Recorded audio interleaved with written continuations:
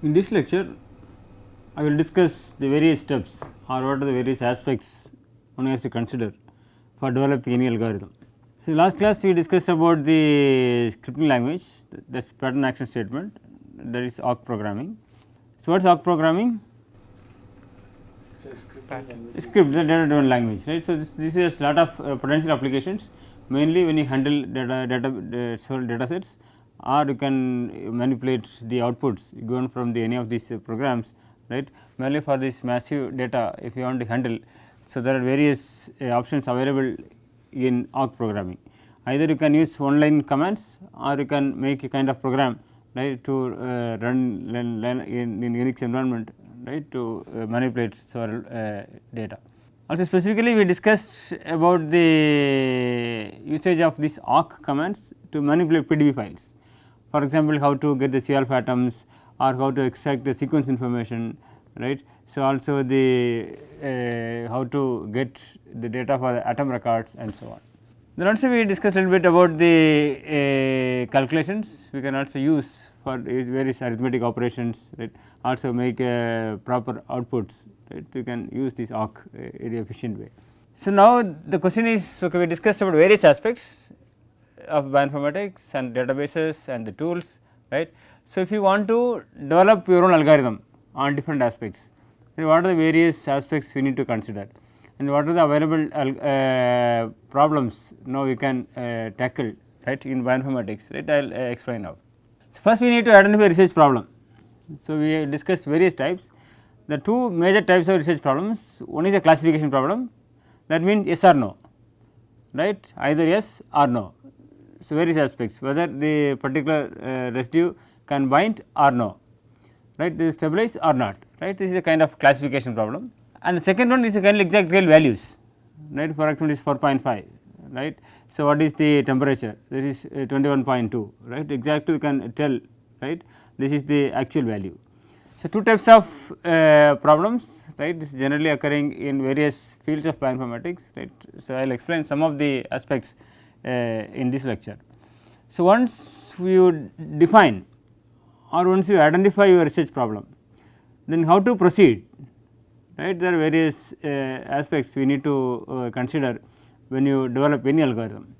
First, I will for example, the data set, that is very important, because your for the final results and the model mainly depends on your data set. Earlier we discussed about the non-redundancy, right, how to construct non-redundant data sets and what is the importance of non-redundant data set, right. I will explain the details, right, about all these features. Then once you make a data set, then we need to identify the important parameters or important properties, what we can learn from this data set. Anything is very specific. For example, if you consider the classification problems, for example, A or B, so what is peculiar or what is very important in A and what is very special in B. So, we could extract this information, then you can use this information to classify these two groups A and B. So, then we use some methods, there are various methods like statistical methods or the machine learning techniques, right.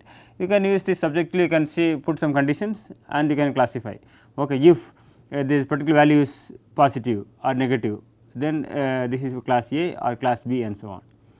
Or you can use some machine learning techniques, here this you can the machines, if you give all the input data and the output data and your features, the machine will train the data and will give you the most probable output, right. Then you can use that model for predicting any new set of data. So, once we get these methods and get the result, then we need to validate. First we need to assess the performance. Once the performance is good, then you need to validate whether this is valid for different sets of data, right, that I will explain. And the applications, what are the potential applications for your method and what are the various aspects you need to consider to get more visibility of your particular program. So, I will tell you some of these research themes, right, I just now discussed. There are two different types of problems, one is a classification problem, another one is exactly predicting the real value, right. Classification problem I will tell you some of the important areas. One is whether you can predict the secondary structures, right. So, we discussed about secondary structures. What are various secondary structures? Helix, strand, coil, turn, right, whether can we predict. Then we discussed about the DNA binding proteins or the RNA binding proteins, whether you can identify the sites, okay, this is binding, this is not. Likewise, you can see the membrane. So, where the residues are located, right. So, then you can see some functions, okay. So, if you have a sequence, whether this can perform the transport or not, right, you can do that. Then we can see the mutations, that also we discussed in the earlier classes, whether this will stabilize or destabilize. I will tell you more details. Okay. So, if we take the secondary structure, so if you see some region they are helix, some region is strand, right, and also different types, right. So, if you have the sequence and if you do not know about these secondary structures, we can predict whether in particular segment, right, this can form helix or it can beta strand or it is a coil. If you want to have a two state problem, you can see this form helix or not, or strand or not, right. That way you can see classification problems. You can make two state classification, or you can say three state classifications, or you can see go for the multi state classifications. So, in this case, depending upon your secondary structures, either you make two states or you can make three state. If you want a three state, you can take helix, strand and coil. Two state means you can set helix or not, or strand or not, right, or you can have the four state classification, helix or strand or coil or the turn, right, you can do that. Then we go with the accessibility, right. So, how to get the accessibility? By probing 1.4 angstrom radius water. So, you can get the residues which are accessible to solvent, that you can get the data. So, there are various programs to get the accessibility. What are various programs to get the accessibility? DSSP you can get, access, NXS, many programs you will get the accessibility. Likewise, the secondary structure, what are various programs we use to get the secondary structure? Again DSSP. Right, you can see DSSP, right, get the secondary structure assignment. Also, when the hydrogen bonding pattern you can see experimental data. So, now you have the solvent accessibility. This is the protein. So, you can see this is the protein. So, you can use the concept of solvent accessibility and finally, you get this figure, right. So, here there are two different aspects. One aspect is you can see the residues which are in buried, right, which are residues are in buried, especially you can see these residues, they are in buried. If we have any particular sequence, for example, this is a sequence.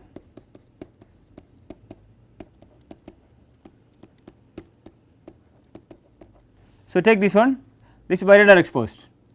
So, this is buried or exposed, you can check the two state classification. You can make any cutoff and you can develop model. So, to see in this protein these residues are buried and which residues are exposed, two state classification. Or you can make three different classes, you can take buried, you can take exposed, and you can make a cutoff that is partially buried or partially exposed, right, you can see that. So, you can make any cutoff. For example, if you take the buried, you can take a cutoff of 5% accessibility, right, and exposed you can put more than 50%, and in between you can put partially exposed, right. If you take two state classification, you can put a cutoff. For example, it is 20%, less than 20% take a buried, and more than 20% you can take it as exposed, right. Likewise, for any amino acid sequence, you can classify these residues based on solvent accessibility. Why do you need the solvent accessibility? Once you predict the accessibility, then you can see the location. So, which residues are interior, which residues are at the surface, and which type of interactions these residues can make. So, if you have a sequence, you can predict, right. There is various methods to predict the accessibility, right. You can also develop a model with better accuracy, right. So, if you have the sequence, you can use some parameters and you can predict this two state problem. So, now for example, this is the kind of membrane proteins. So, for example, if you are interested in this type of membrane protein, what is this type of membrane proteins? Alpha helical proteins, right. This is the transmembrane helical proteins, this is strand proteins. If you are interested in this one, so if we have a set of sequences or if you have two sequences, you can say this sequence belongs to the strand type or not, or this protein belongs to the helical type or not, right, because these proteins perform different functions, right. So, in this case it is very important to identify the proteins in any genome, right, either this is helix or this is strand, right, you can do that, or you can say this is membrane protein or not. If you take this as whole, right, these are membrane proteins.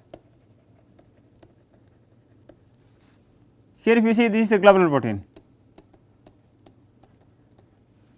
So, if you see you can get a sequence, you can identify whether it is a globular protein or it is a membrane protein, right, you can see that.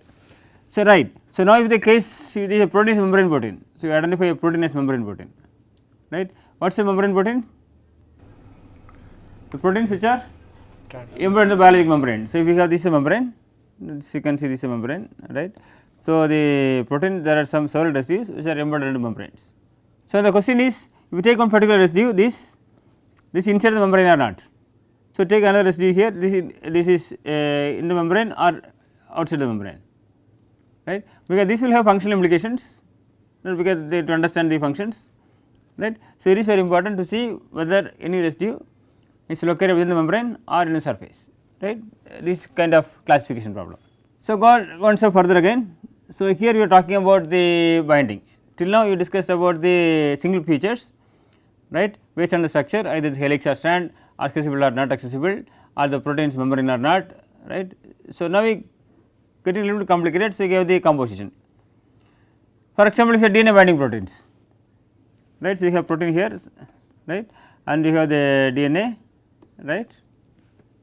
So, you can see some part, right, you can see this interacting, right. So, protein has one sequence and DNA has a sequence, and if we see the sequence the question is whether it is binding or not. Then we can see it as a classification problem, right, whether it is where it can bind. Also you can see whether a particular protein is binding the DNA or not. For example, if you see different types of proteins, this is green one is DNA binding and the blue one is the non binding. Then if you take any protein, right, whether this belongs to this group or this belongs to this group, is binding with the DNA or not. If it binds the DNA, then the question is any residues that residue binds or not. For example, this residue is A, this residue is R, right, which one binds? R binds, right, this is binding, this non binding. So, we can do that. So, likewise if you see the DNA you can see protein complexes, protein RNA complexes and protein ligand complexes, right, because these are very important in the because they perform various functions we discussed in the previous classes and structure based drug design, right, they are important to identify the binding sites and the pockets, right. So, in this case if you have a sequence you can develop methods to identify the residues which are binding, right, this is a classification problem. So, this is another important one. So, there is some cases if you have a protein, some regions are missing in the structures. For example, here some these residues in red. So, they are missing in the protein side, but when it makes a complex with other molecules like other protein or the DNA or the RNA, in this case they get the structure. So, the partner one they promote the folding, right. So, in this case they get the structures. So, if you give a sequence, right, you can predict which regions are disordered regions from the sequence. If you know the structure we can find okay here the density map is missing. So, your structure is missing. So, this is a disordered region, but if you have the sequence is it possible to predict whether this residue is disordered or not, right, that we can do that. For example, here these are regions, right, these are the ones we have the structure in the complex, but this is missing in the case of these free proteins. Then the next aspect is you can see got a stability. We discussed about stability, right. For example, if you mutate a particular residue here, this residue is in contact with various other residues, these are the residues which are in contact. If we mutate this residue, either it may establish more contacts or it may break some of the contacts, this may increase the stability or decrease the stability. So, for example, we discussed earlier alanine to valine, depending upon the place where we mutate, this can either well packed to increase the stability or it can have the steric and decrease the stability. Like the alanine to aspartic acid, either a surface you can make the electrostatic interactions with lysine and arginine, or if it is in the buried then this will disturb the protein, destabilize the protein, right. So, likewise if you have any mutation, for example, alanine 15 is mutated to valine in a particular protein, whether it is stabilized or not, The question is okay, two state problem, this will destabilize or destabilize, right. So, you can take this as a problem. So, like you have the several diseases. For example, glutamic acid 6 to valine, sickle cell anemia and hemoglobin, take P53, there are many mutations, right, which cause cancer. So, here also you can see whether this mutation, right, it is the causing tumor or not, right. This is a kind of two state problem. So, here let us show one example. This is the data for the epidermal growth factor receptor, right. There are two different domains, and if you see some letters in green, some of them in red, and the green one are the drivers, that means they cause cancer, right, for the progression of the cancer. So, the green ones, right, this is the passenger, that means even if you have the mutations, there is no change. So, there are several types of mutations, the red one is the driver mutation and the green one is the passenger mutation, right, you can see. Now, if you have a particular mutation, for example, is isolation 706, ILU 706, if you mutate to other residue, for example, arginine, what will happen? This is a passenger mutation or a driver mutation, right. You can classify, you can take it as a classification problem, whether driver or it is passenger. Likewise, there are several image processing, right, you can do the images, you can scan several images. Here I show two types of images, right. So, here one is this benign, there is nothing to do with the cancer, but here is a malignant, right. So, can we see these images and then predict whether this is cancer prone or this is neutral one, right. This will mainly deal with the skin cancer. So, you have the two types of data, either we have the numerical data, right, or you can have the image data. So, even both cases you can have different types of problems, like you can classify into different groups. Likewise, you can see the several problems in bioinformatics that you can classify, right, these are there. Okay, then you go with the real value prediction, right. Here there are various problems, right, which can give exact real value. For example, stability change upon mutation. For example, A15 is mutated to valine. Earlier we discussed whether this will stabilize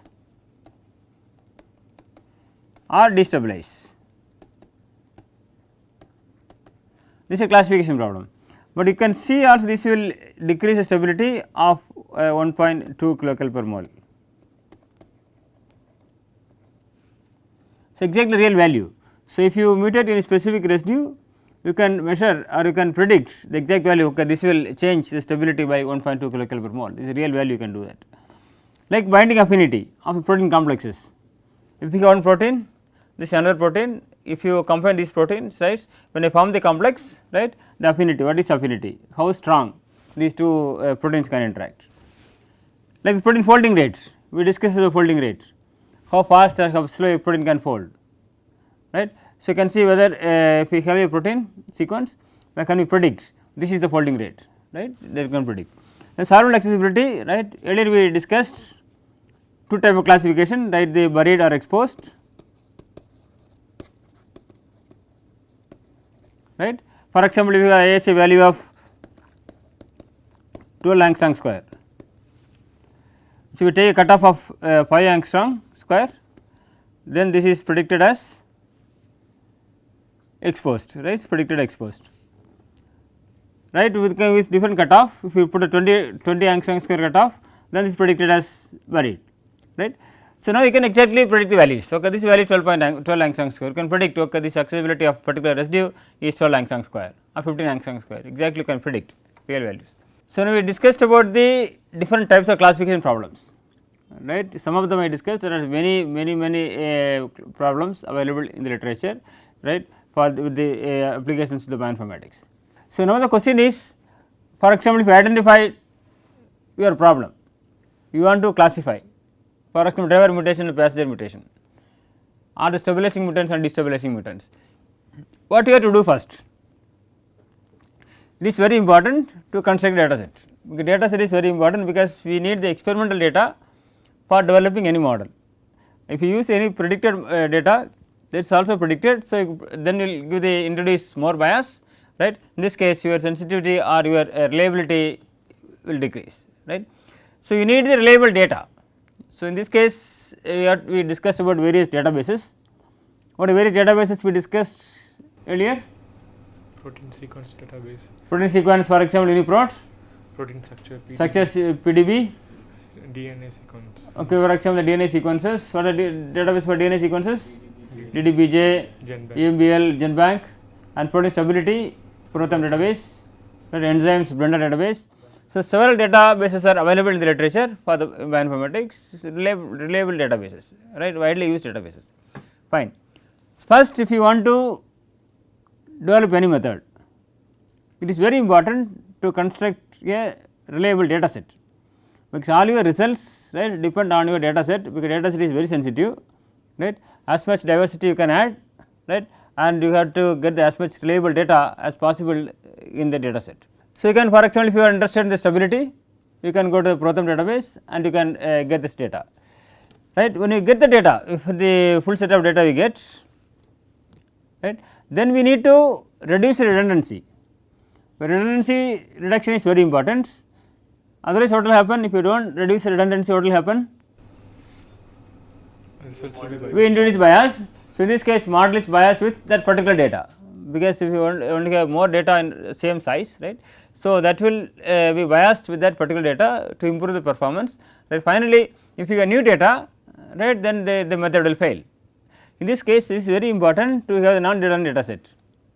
How to derive the non-redundant data sets?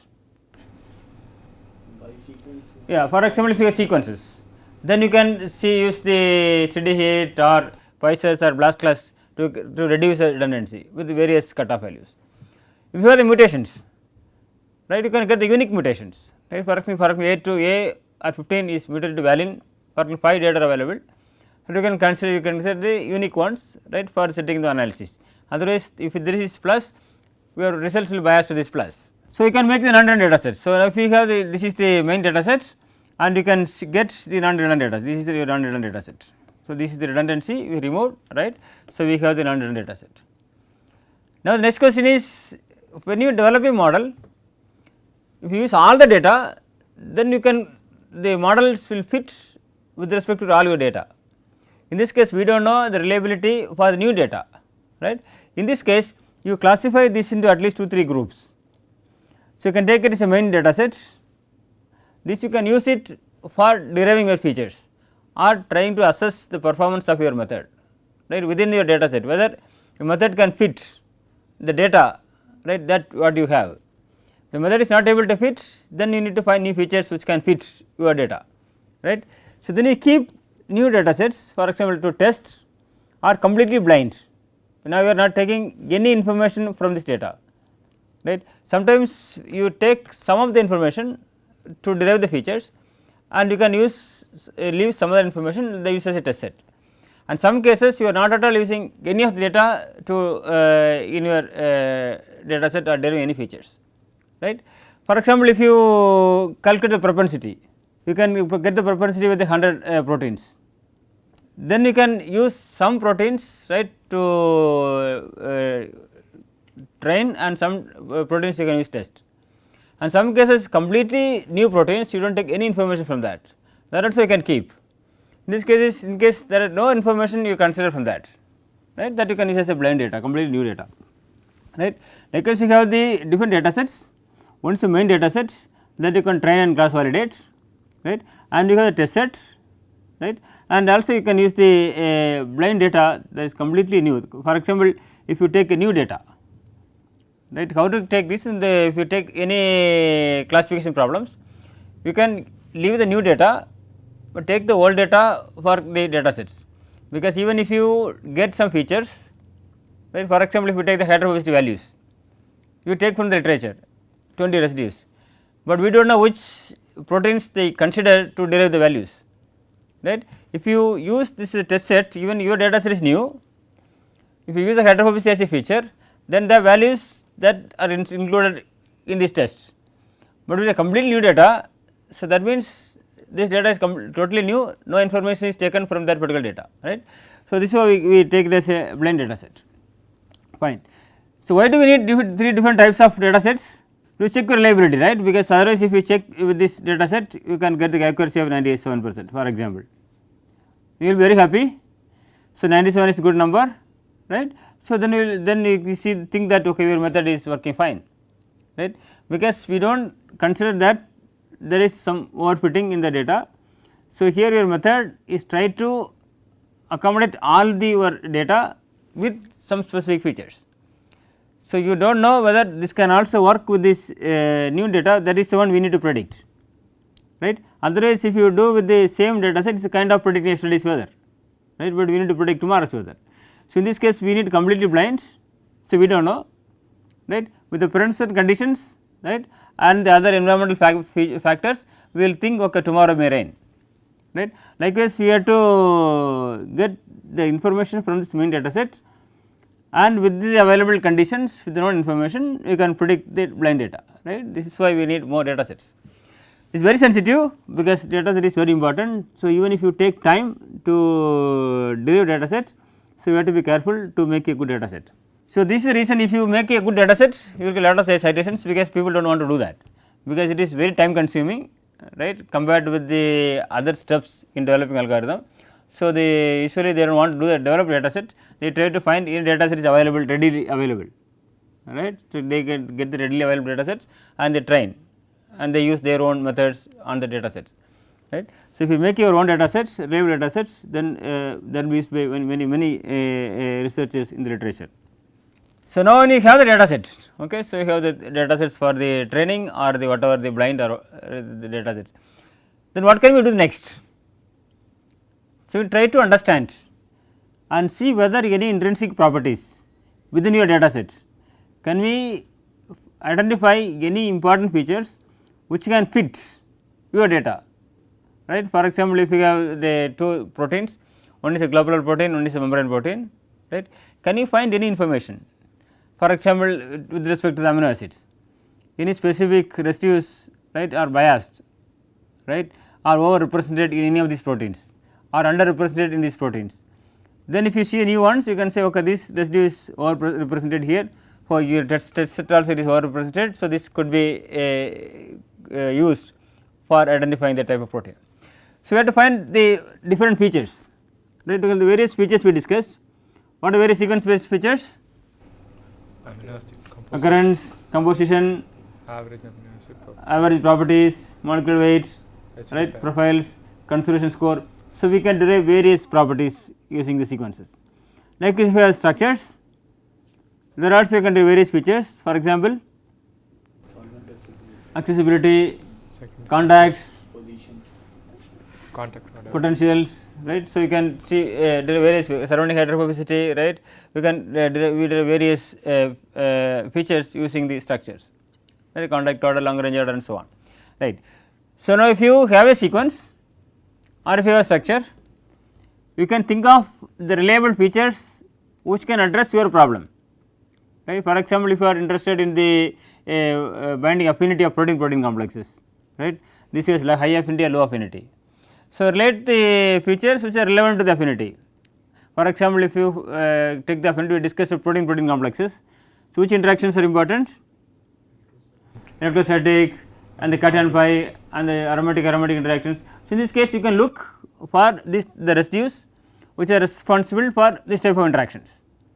And the second one, instead of looking for the whole sequence, if you are able to identify these binding sites, whether you can see any dominance of these residues at the binding interface, right. So, if you do it properly with the features which are relevant to the particular problem, then you can perform better, right, in your prediction accuracy.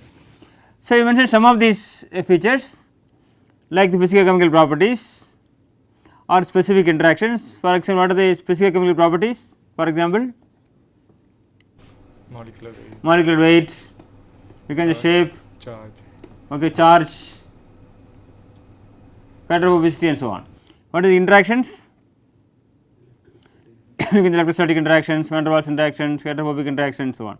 So, you can see the composition that we discussed earlier, pair preference, you can see in specific motifs, right. For example, there is a motif G, X, G motif for membrane proteins, right. For GPCR we have this DRY motif.